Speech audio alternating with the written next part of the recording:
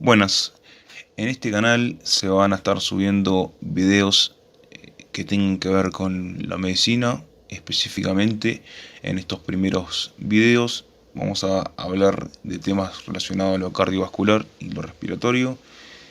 Específicamente en estos primeros videos voy a hablar de la regulación de la presión arterial, la hipertensión arterial y ecografía Doppler carotídea. Cuando se habla de la regulación de la presión arterial, nos referimos a cómo hacemos para mantener una presión arterial constante.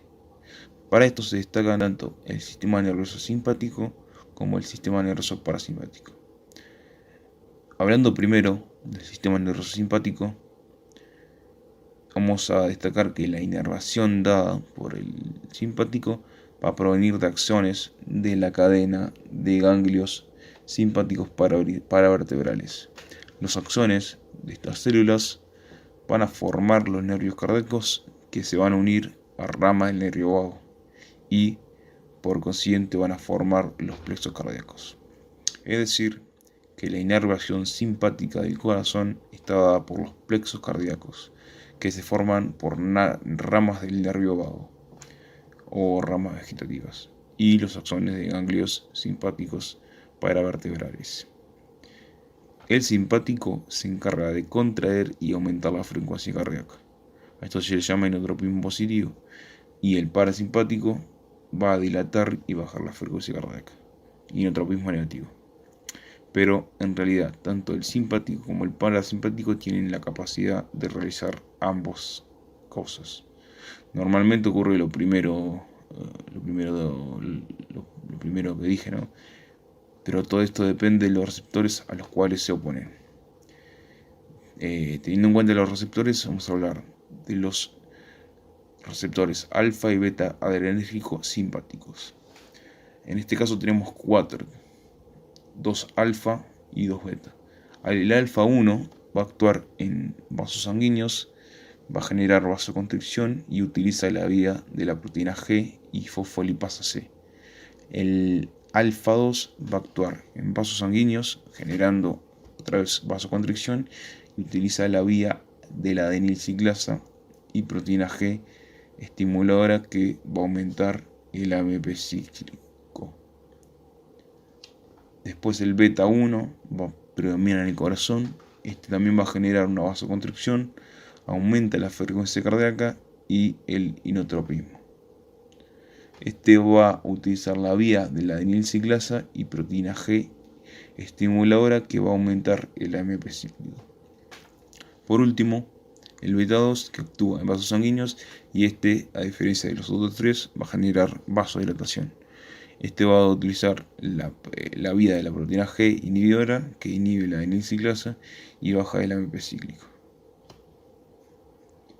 Después, pasando al sistema nervioso parasimpático, este va a transcurrir por ramas del nervio vago y actúa mediante la acetilcolina.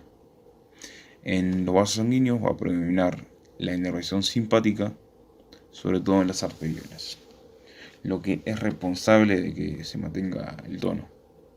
En cambio, en el nodo sinusal y en el aurículo ventricular va a predominar la inervación parasimpática. Por esto es que normalmente tenemos una frecuencia cardíaca en reposo que, lo va a dictar el tono vagal o parasimpático. Cuando disminuye el tono vagal en el ejercicio, por ejemplo, y hace que se active el simpático y aumente la frecuencia cardíaca. Es decir, en situaciones normales, en reposo, los vasos sanguíneos va a predominar el simpático, lo cual va a generar el tono de las arteriolas y la resistencia vascular periférica. También en las situaciones normales en reposo, el corazón va a predominar, va a predominar la inervación parasimpática. Pero cuando estamos en una situación en ejercicio, por ejemplo, va a bajar el tono vagal, que está dictado por lo parasimpático, y va a activar al simpático. Esto hace que, por consiguiente, aumente la frecuencia cardíaca. Como dije anteriormente, el sistema nervioso simpático tiene a sus receptores alfa y beta adrenérgicos simpáticos. En el caso del sistema nervioso parasimpático, tiene los receptores muscarínicos parasimpáticos. En este caso tiene tres, tiene el M1, el M2 y el M3. En el M1 se encuentra el músculo liso de los bronquios y va a generar una broncoconstricción utilizando la vía de la proteína G y la fosfolipasa C. El M2 se localiza en el corazón, va a generar la disminución de la frecuencia cardíaca e inotropismo y actúa mediante la vía de la proteína G inhibidora, disminuyendo los niveles de AMP cíclico. El M3 y el último receptor muscarínico parasimpático se encuentra en vasos sanguíneos y bronquios. Este va a generar una vasodilatación y una broncoconstricción. Actúa por la fosfolipasa C en los bronquios y libera óxido nítrico en los vasos sanguíneos. Ya hablando más a fondo de lo que es la regulación de la presión arterial, para regular la presión arterial hay varios tipos de mecanismos. Generalmente van a tener tres: el de corto plazo, el de mediano plazo y el de largo plazo. El de corto plazo son los primeros que se ponen en marcha y son de segundos a minutos. Estos se dan, por ejemplo, frente a una hemorragia. Los de mediano plazo son de aproximadamente de 30 a 60 minutos y los de largo plazo son de días. La regulación de la presión arterial a corto plazo, el primer tipo de mecanismo que mencioné, son los primeros que se activan ante una variación de la presión arterial, como puede ser durante el ejercicio. Cambios posturales, pérdida de sangre también, etc. Estos mecanismos se encuentran bajo el control del sistema nervioso autónomo, y tanto el simpático como el parasimpático van a estar dados por dos tipos de receptores: el principal, que es el vasoreceptor, y el quimioreceptor, que solo está activo en situaciones muy extremas. Los vasoreceptores son los mecanismos más importantes para regular la presión arterial a corto plazo. Son un tipo de células terminales nerviosas del sistema nervioso autónomo que tienen la capacidad de sensar cambios en la presión arterial, específicamente si aumenta la presión arterial.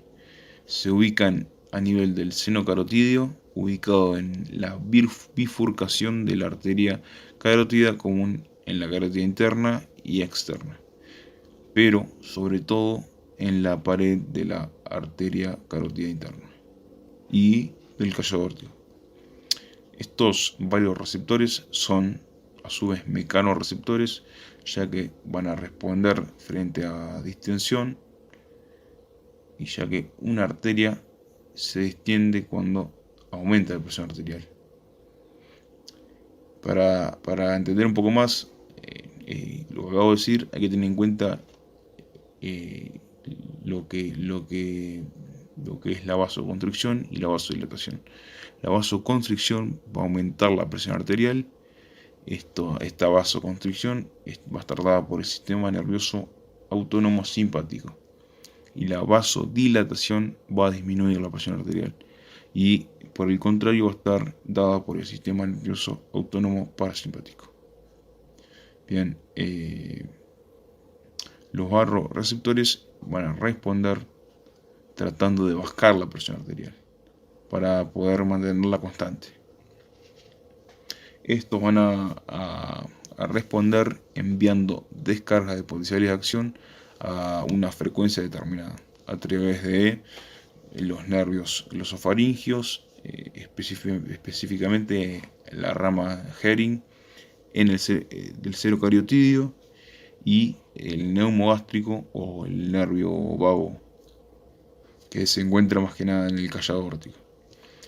Estas descargas se van a enviar al centro vasomotor, que se encuentra ubicado a nivel del bulbo raquídeo y parte de la protuberancia.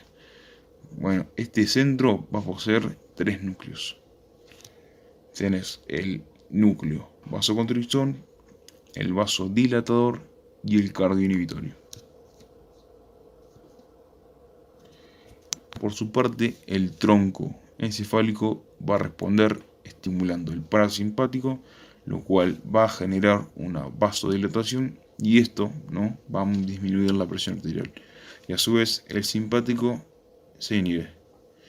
Bien, esto tiene un nombre, se denomina reflejo varomotor.